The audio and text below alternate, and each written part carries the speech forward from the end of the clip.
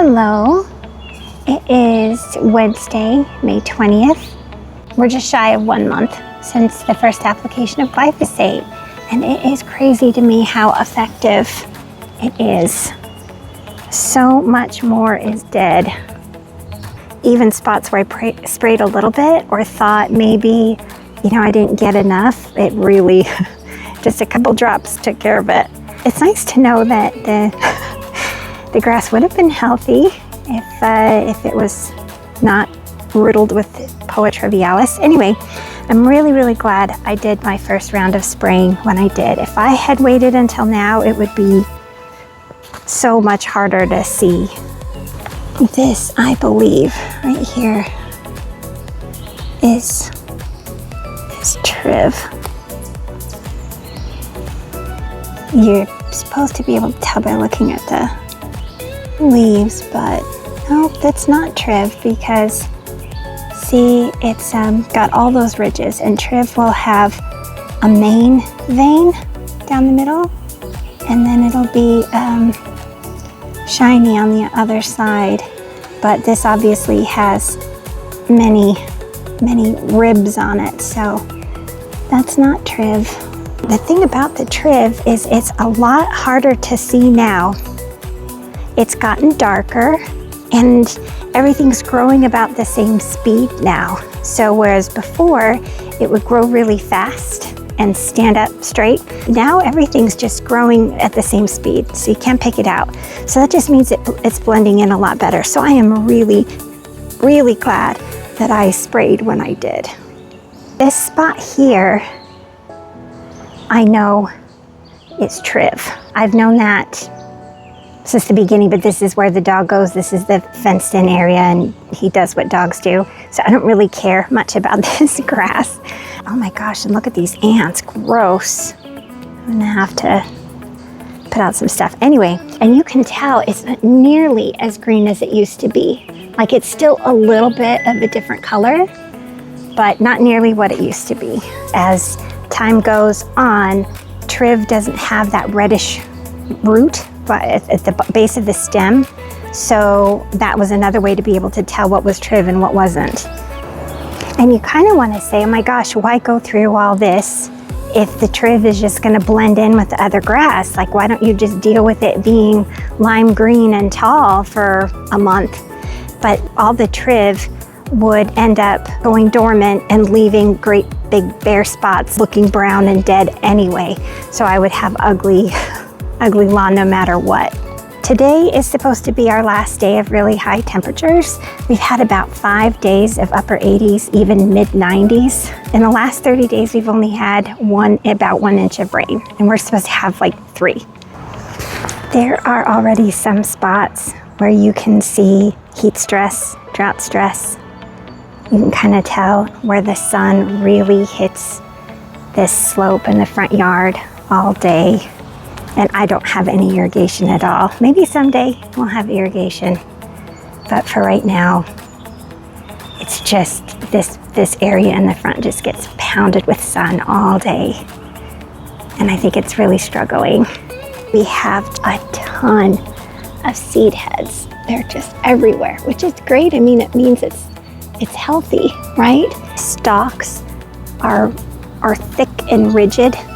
And when you mow, they don't leave a very pretty cut, even when the mower blade is sharp. It's not Poa annua, it's nothing bad, it's just healthy seed heads that are growing in. If the seed heads combined with those rough stalks and the rough cut, it doesn't look as green. Everything is kind of muddled. Because the temperatures have been so high, I've been worrying about cutting too short. I haven't been able to cut off all these seed heads like I would want to. I sprayed the arborvitae with the fertilizer and the pesticide, and I think they look a lot happier. But my gosh, look at all these seed heads. From like a distance, it looks terrible. This is good grass, even though there's a lot of seed heads. But this is also where we have a hard time getting enough sun. It's pretty thin in a lot of areas. I've done the screwdriver test to see if there's rocks under there or anything, but no.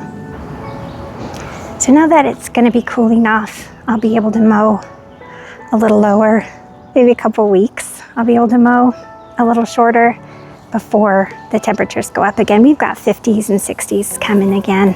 I've been wanting for a while to give the lawn a treatment of some ammonium nitrate and chelated iron.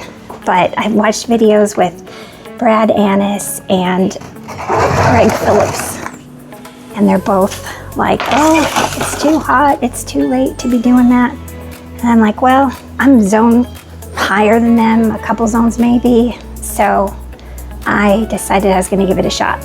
So yesterday, I ended up using 12 ounces of this chelated iron, DTPA, which is good stuff. Then Gordon's 2000 with micronutrients. I don't know, we'll see if those do any good. And then of course the handy dandy surfactant, which comes in these little and it's just soap. Like you see these guys using like Dawn dish soap. I mean, that's really what it looks like. So I don't know what makes it more special. I have this backpack sprayer. It's a pump handle and it's only 4 gallons. But I don't think I could carry anything more than that. That's a little heavy. So I used 12 ounces of the chelated iron and I used a gallon of the Gordon's. In total it was like 8 gallons of fluid altogether. I put it over about 6,000 square feet. It turns out to be about 1/3 of a pound of nitrogen and 2 ounces of iron per 1,000 square feet. I waited until it cooled off. It was 7 o'clock at night. Didn't want to burn my grass. But now that the grass is done spending so much energy making these little seeds, it'll have more energy to grow and be green and look pretty. So that's what we're going for. So this is my boyfriend. Love of my life, almost, except for my husband. But he's a good side piece. John Deere, 0 turn.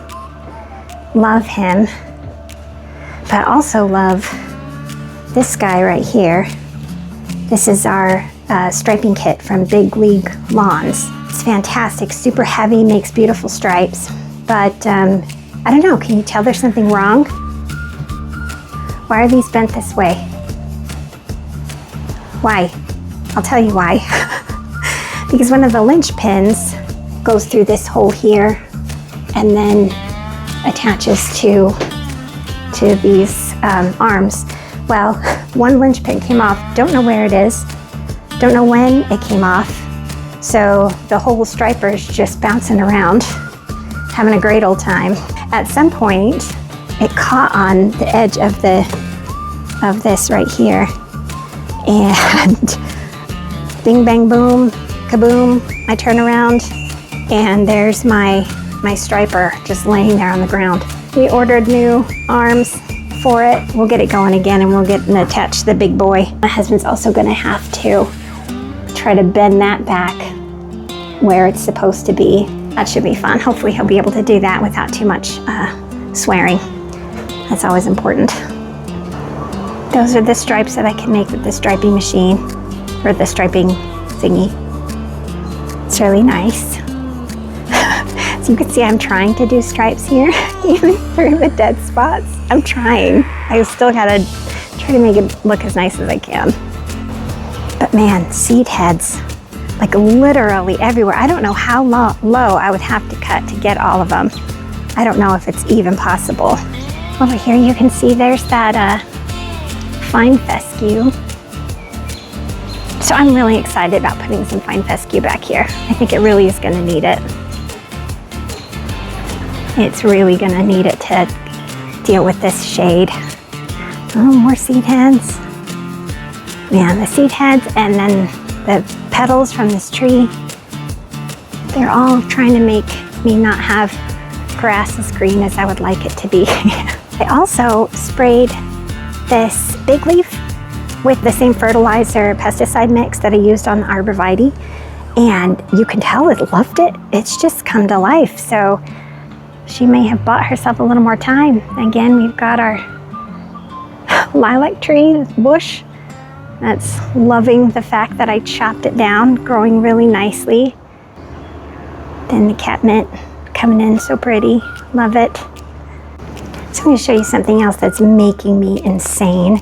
Is this guy, this trimmer edger Ryobi. This is the third one I've had. I got 1 and 2 and used them until they burnt out, and they were amazing, loved it. And I got my third Ryobi trimmer, and it has made me so angry, angrier than any other piece of lawn equipment I have ever had.